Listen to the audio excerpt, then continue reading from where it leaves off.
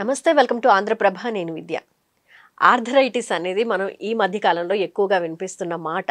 ఎందుకంటే చిన్నవాళ్ళ నుంచి పెద్దవాళ్ళ వరకు అందరూ సఫర్ అవుతున్నారు. ఆడ మగ తేడా అనేది కూడా లేకుండా సఫర్ అవుతున్నారు. అండ్ దీనికి తోడు డీజనరేటివ్ చేంజెస్ కూడా ఒక కారణంగా చెప్తున్నారు. అసలు నిజానికి ఆర్థరైటిస్ అనేది ఎందుకు వస్తుంది, కారణాలు ఏంటి, లక్షణాలు అనేవి ఏ విధంగా ఉంటాయి, ఈ సమస్య నుంచి బయటపడాలంటే ఎటువంటి జాగ్రత్తలు తీసుకోవాలి, ఈ అంశాలకు సంబంధించి అండ్ అదేవిధంగా ఆయుర్వేదంలో ట్రీట్మెంట్ అనేది ఏ విధంగా ఉంటుంది, ఈ అంశాలకు సంబంధించి డీటెయిల్ ఇన్ఫర్మేషన్ మనకు అందించడానికి ప్రముఖ ఆయుర్వేద వైద్య నిపుణులు డాక్టర్ బాలకిషన్ గారు మనతో పాటు స్టూడియోలో సిద్ధంగా ఉన్నారు. వారిని అడిగి మరిన్ని విషయాలు తెలుసుకుందాం.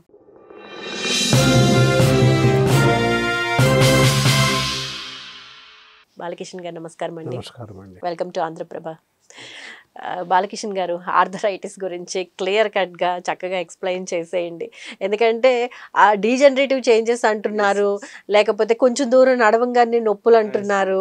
సో అసలు ఆర్థరైటిస్ అంటే ఏంటి, ఆర్థరైటిస్లో రకాలనేవి ఏ విధంగా ఉన్నాయి, ఏ ఏ రకానికి ఎటువంటి కాంప్లికేషన్స్ ఉంటాయి, క్లియర్గా ఎక్స్ప్లెయిన్ చేస్తారా?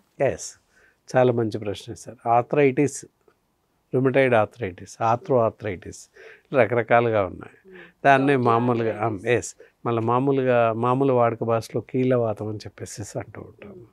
సో ఈ విధంగా ఉంటాయి. ఇలా కొంతమందికి నడుములో వెన్నుపూసల నొప్పి రావచ్చు, కొంతమందికి మోచేయిలో రావచ్చు, కొంచెంమందికి మోకాల దగ్గర రావచ్చు. ఇది ఏదైనప్పటికీ ఆర్థరైటిస్ అనే పరిగణలోకి తీసుకోవాల్సిన అవసరం ఉంటుంది. ఫస్ట్ ఆఫ్ ఆల్ అసలు ఏముంది, ఎంతవరకు వస్తుంది, ఎంతకాలంగా ఉన్నాయి. ఆర్థరైటిస్లో కొన్ని భాగాలలో ఏంటంటే ఎక్కడైతే నొప్పి ఉంటుందో నొప్పి ఉన్న ప్రాంతం బాగా వాచిపోవడం, రెడ్డిష్గా ఎరుపు రంగుగా మారడం, వాపుతో కూడిన నొప్పి ఉంటుంది, భరించలేకపోతారు. కొంతమందికి షోల్డర్స్లో వస్తుంది పెయిన్. ఇలా రకరకాలుగా డిఫరెంట్ ఏరియాస్లో వచ్చే అవకాశం ఉంది. దీనికి కాను వయసుతో సంబంధం కానీ స్త్రీ పురుష భేదం కానీ అస్సలే లేదని చెప్పచ్చు. చిన్నపిల్లలకు కూడా ఎఫెక్ట్ అవుతుంది. కారణాలు ఇవన్నీ రావడానికి కారణాలు ఏంటి అంటే మళ్ళీ ముందుకెళ్లాల్సి ఉంటుంది. ఆహారపు అలవాట్లే కరెక్ట్గా అని చెప్పాలి. ఆహారపు అలవాట్లు మాత్రమే ఆర్థరైటిస్ కారణాలు. ఎలా అంటే పోషక విలువలు లేనటువంటి ఆహారాన్ని మనం తీసుకుంటున్నాం. నిస్సందేహంగా చెప్పొచ్చు 100% ప్రజలు మాత్రం ఎలాంటి పోషక విలువలు లేనటువంటి ఆహారాన్నే తీసుకుంటున్నారు. కాకపోతే వాళ్ళకేంటి మేము మంచి ఆహారం తీసుకుంటున్నామనే అపోహలో ఉంటున్నారు తప్పితే కరెక్ట్ ఆహారం తీసుకోవట్లేదు. అది 100% నిజం, అందరికీ తెలుసు. అయినప్పటికీ వాటిపైన శ్రద్ధ పెట్టట్లేదు. ఓకే, ఎటువంటి ఆహారం పోషకమైన ఆహారం అంటారు? ఎటువంటి అంటే ఇందాక చెప్పాను కదా, ఇది నట్స్ కానీ, వాల్నట్స్ కానీ, శనగలు, బొబ్బెర్లు, మొక్కలు, పెసలు ఇలా అన్నీ తినేవాళ్ళం. ఇంత పూర్వం చాలా బాగుండేవాళ్ళు, వాళ్ళకి ఏ జబ్బులు రాలే. మేము చెప్తుండం మా కాలంలో ఇలాంటి జబ్బులు లేవు, ఇప్పుడున్నాయి అంటే అప్పుడు చాలా మంచి ఆహారం తీసుకున్నాం అంతే. ఇప్పుడు అలాంటి ఆహారం లేదు, తీసుకోవట్లేదు, ఉన్నప్పటికీ తీసుకోవట్లేదు. రకరకాల ప్రాబ్లమ్స్ ఉంటున్నాయి. మనకు వెళ్ళి తెచ్చుకునే అంత ఓపిక లేదు, తీరిక లేదు. టిఫిన్స్ కూడా ఇంట్లో చేస్తే టైం అవుతుందనే ఉద్దేశంతో ఏ టిఫిన్ ఒకటి తినేసేయండి, జామ్ తినడము, లేకపోతే ఏ బ్రెడ్ తినడం, లేదా మ్యాగీ తెచ్చుకొని తినేసేయడం, ఇలా జరిగిపోతుంది. లేదు, లేచింది మొదలు నైట్ పడుకునే వరకు ప్రతి ఆహార పదార్థం ఆన్లైన్లో ఆర్డర్ చేస్తున్నాం. అదొక షోక్ అయిపోయింది, ఫ్యాషన్ అయిపోయింది. లేవకముందే రాత్రి ఆర్డర్ పెడతారు. 8 o'clockకి బ్రేక్ఫాస్ట్ వచ్చి ఉండాలి, తెస్తాడు. వాడు ఎలా తయారు చేస్తాడు తెలియదు, ఏ నీళ్ళు వాడతాడు తెలియదు, ఎక్కడ వాడతాడు, ఏముంటుంది తెలియదు. సో మన సమస్యల్ని మనమే కొని తెచ్చుకుంటున్నాం. డబ్బులు పెట్టి జబ్బులు తెచ్చుకుంటున్నాం, సింపుల్. సో ఇవన్నీ కూడా కారణాలు అవుతున్నాయి అన్నమాట. ప్రతి జబ్బుకి ఇవన్నీ ఆహారము, నిద్ర, ఈ 2 ప్రధాన కారణాలు అవుతున్నాయి. సో చిన్నపిల్లలు ఎందుకు వస్తుంది అనేది ఒక కారణం తీసుకున్నట్లయితే, వాళ్ళు వయసుకు మించిన బరువును మోస్తున్నారు పిల్లలు. 2nd క్లాస్ పిల్లోడు ఉన్నాడు, ఆ పిల్లోడు 10-12 కిలోలు ఉంటాడు. 15 కిలోల బ్యాగ్ వీప్ పైన ఉంటుంది, చేతిలో బాక్స్ ఉంటుంది, ఒక చేతిలో క్యారియర్ టిఫిన్ బాక్స్, అందులో వాటరు. వర్షాకాలం అయితే గొడుగు ఉంటుంది ఇంకొకటి, అవి పట్టుకొని 2-3 ఫ్లోర్లు మెట్లు ఎక్కుతూ వెళ్ళాలి వాడు. సో దానివల్ల ఏంటంటే సర్వైకల్ స్పాండిలోసిస్ వస్తుంది, ఫ్యూచర్లో లంబార్ స్పాన్ పెయిన్ వస్తుంది, వెన్నుపూస జబ్బులు రావడానికి అవకాశం ఉంది. అలాగే హిప్ జాయింట్ పెయిన్స్ రావడానికి, మోకాలు నొప్పులు రావడానికి అవకాశం ఉంది, యాంక్లైటిస్ నొప్పులు రావడానికి అవకాశాలు ఉన్నాయి. ఇవన్నీ కూడా అనమాట.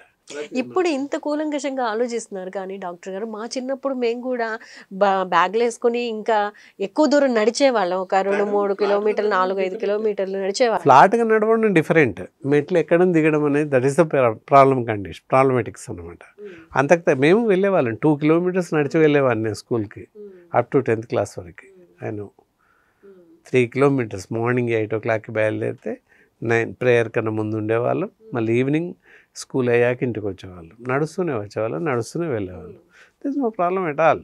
అయితే అప్పుడు ఇన్ని బుక్స్ ఏముండవు, 6 books 6 notebooks. అందులో ఏవో ఒకటి అవసరం ఉండేది. ఒక రఫ్ నోట్బుక్, ఎవడన్నా హోంవర్క్ ఇస్తే హోంవర్క్ చేసిన తాలూకు బుక్ అంతే.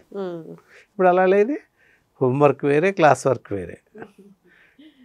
12 books. ఇప్పుడు 6 subjects ఉంటాయి, 12 books ప్రతి దానికి. అది కాకుండా ఎక్స్ట్రా హ్యాండ్ రైటింగ్ బుక్ అని, స్టడీ మెటీరియల్ అని, ఇంకేదో అవి ఏవి తీసుకెళ్ళాలో తెలియదు.